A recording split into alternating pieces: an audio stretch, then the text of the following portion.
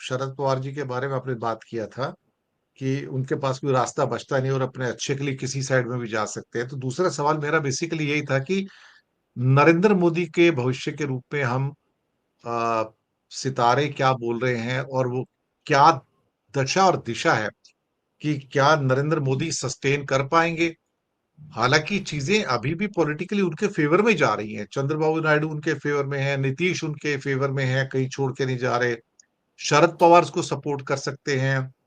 बीच में उमर अब्दुल्ला भी थोड़े से डावाडोल से नजर आते हैं कि वो भी एक्चुअली मोदी के खिलाफ बात नहीं कर रहे, तो क्या मोदी जी का भविष्य ममता डावाडोल है क्या सर?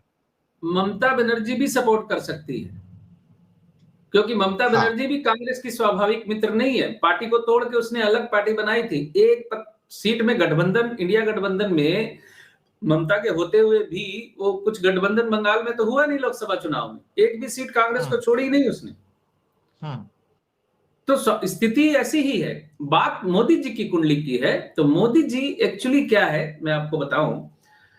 चूंकि उनकी महादशा जो है अच्छी नहीं है, मैं एक बार देख के बताता हूं। मंगल की महादशा उनकी अक्टूबर 2021 से शुरू हुई है और अक्टूबर 2028 तक चलेगी। जी। 2028 तक उनकी जो स्थिति है बहुत फेवरेबल नहीं है उनके लिए। मंगल में इस वक्त शनि की अंतर्दशा चल रही है, अप्रैल 25 तक चलेगी। बुध की अंतर्दशा जो है उनकी, बुध कन्या में 0 डिग्री का है और सूर्य के नक्षत्र में है।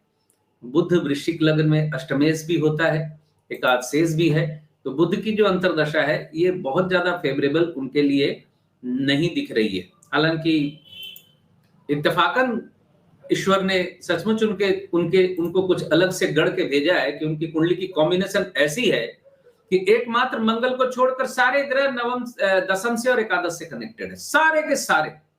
एकमात्र मंगल और बृहस्पति को छोड़कर, इन दो ग्रहों को छोड़कर कोई ग्रह ऐसा नहीं है जो नवम दशम एकादश से कांटेक्ट ना कर रहा हो। बुध की अंतर्दशा शनि भी कर रहा है, बुध की अंतर्दशा आएगी वो भी करेगा।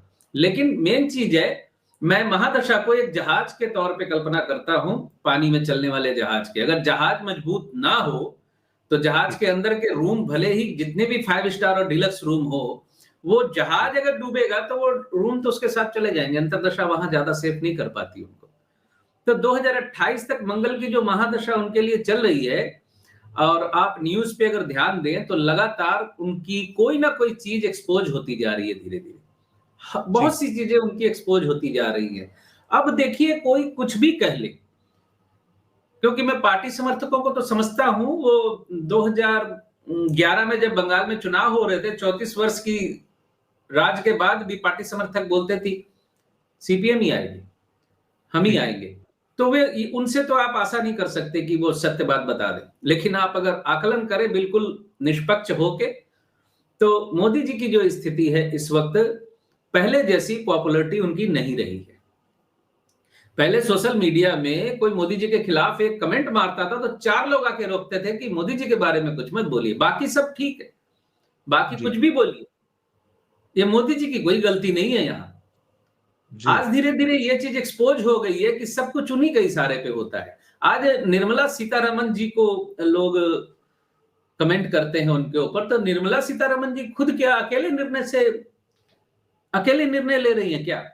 तो ये चीज अब धीरे धीरे बहुत एक्सपोज हो चुकी है। ट्रंप डोनाल्ड माई फ्रेंड वाली स्थिति भी एक्सपोज हो चुकी है। पता नहीं अब 20 तारीख तक उनको बुलावा अगर आ जाए तो आ जाए, अच्छी बात है। लेकिन उनको बुलावा अगर आता है तो हमें उसको भारत के संदर्भ में लेना चाहिए, ना कि मोदी जी के संदर्भ में। लेकिन उन्होंने इस जी। बात को बहुत ज्यादा अपने लिए मुश्किल खुद ही खड़ी की है। नहीं तो ऐसी कोई बात नहीं है, कोई इतिहास नहीं रहा है कि भारतवर्ष के प्रधानमंत्री को अमेरिका में बुलाते होंगे। कभी नहीं बुलाया, किसी प्रधानमंत्री को अमेरिका ने नहीं बुलाया अपने शपथ ग्रहण में। तो आज अगर अमेरिका ना बुलाता तो किसी को कोई फर्क नहीं पड़ता। लेकिन हाइप ऐसी उठाई हुई थी या स्थितियां कुछ ऐसी बनाई हुई है, ऐसा लगता है कि जैसे मोदी जी नहीं जाएंगे तो शपथ ही नहीं होगी। मतलब इस तरह का एक ऑरा बना दिया गया जबरदस्ती, और ये ऑरा ही उनको नुकसान कर रहा है। जी। उन्होंने अपने लिए जो छवि गढ़ ली है वो छवि में ही फंस गए हैं। नहीं तो कोई फर्क नहीं पड़ रहा था ट्रंप बुलाते ना बुलाते।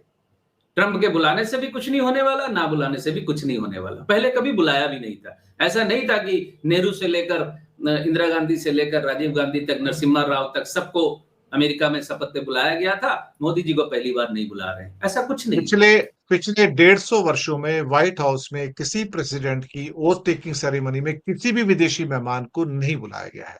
150 साल का व्हाइट हाउस का हिस्ट्री है सर। जी, वही कह रहा था मैं। आपने कहा था पिछली बार भी, वो बात मुझे याद थी, इसीलिए मैंने इसको रिपीट किया।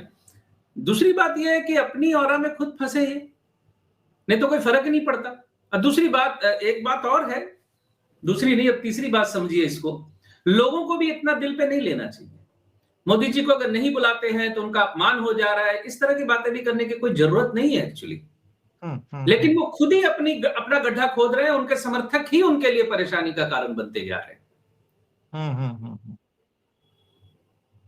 बाकी सर 28 तक उनकी जो मंगल की महादशा है उनके फेवर में नहीं है। मैं पहले भी बोल चुका हूं, आज भी बोल रहा हूं, उनके फेवर में नहीं है। और वृश्चिक राशि से शनि का ढैया खत्म हो रहा है, पंचम भाव में शनि आ रहा है उनके लिए मीन राशि में।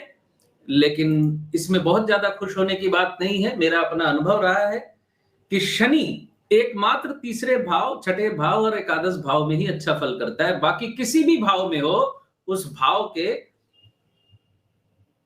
वो कुछ भी कह बनने लगा देता है। पंजाबी में कहावत है, मुंडेर में साइड में लेके चला जाता है। तो शनि किसी भी भाव में शुभ फल नहीं करता। पंचम में जाएगा तो बुद्धि भ्रम करेगा, गलत निर्णय लेंगे।